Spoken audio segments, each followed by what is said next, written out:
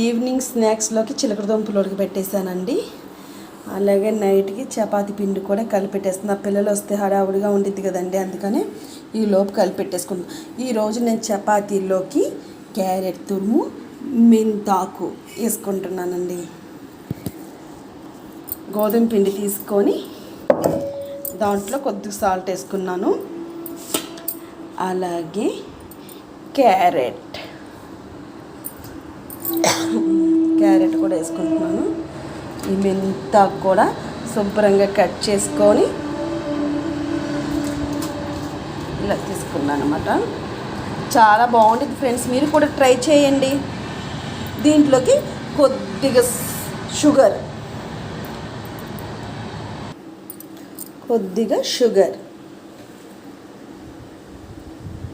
కొంచెం వేసుకొని పాలు కొంచెం పోసుకుందామండి. చాలా టేస్ట్గా ఉంటుందండి, ట్రై చేయండి ఒకసారి మీరు కూడా. అలాగే ఎండాకాలం కదండి, మా అమ్మకి టీ ఇవ్వను, జ్యూస్ చేసిస్తా. అందుకని ఈరోజు తర్బూజా జ్యూస్ మాట, ఆ వీడియో కూడా కంటిన్యూ చేస్తాము. ఇవన్నీ వేసేసుకున్నాం కదండి, బాగా కలిపేసుకోవాలన్నమాట. ఎంత కలిసేటట్టు బాగా కలుపుకోవాలి. వాటర్ పోసుకొని ఈ పాలు కూడా ఉన్నాయి, కొంచెం పోసేద్దాం, ఏం కాదు. కానీ దీంతో 1.5 గ్లాస్ పోసుకుంటే సరిపోతుందండి వాటర్. ఇందాక చూపించాను కదండి తర్బూజా జ్యూస్కి ఒక కాయ కోసుకున్నాను. ఇలా మిక్సీ జార్లో వేసుకున్నాను అనమాట.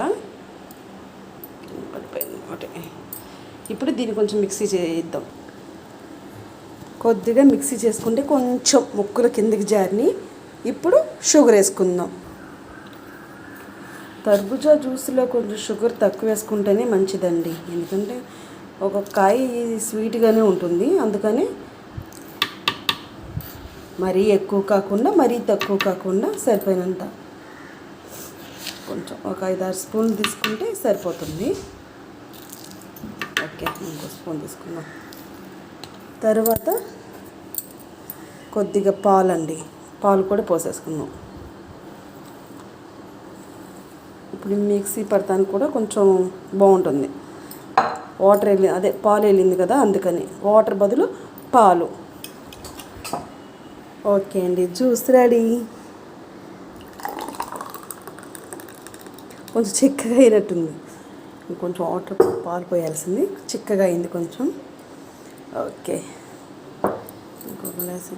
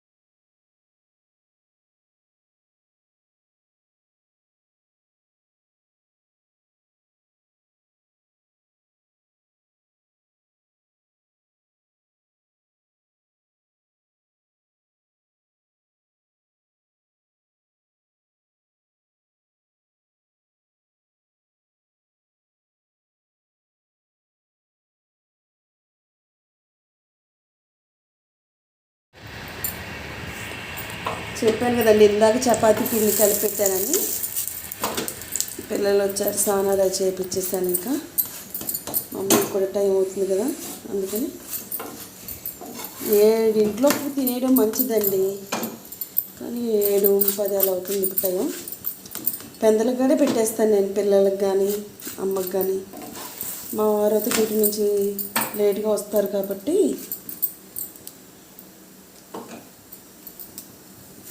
ఇదండి ఆకుకూర వేసాను అన్నాను కదా, మెంతాకు క్యారెట్ ఇలా వేసుకొని తింటే పిల్లలకు కూడా ఆరోగ్యం, పెద్దోళ్ళకి కూడా బాగుంటుందండి. మారిపోతుంది. Okay friends, bye.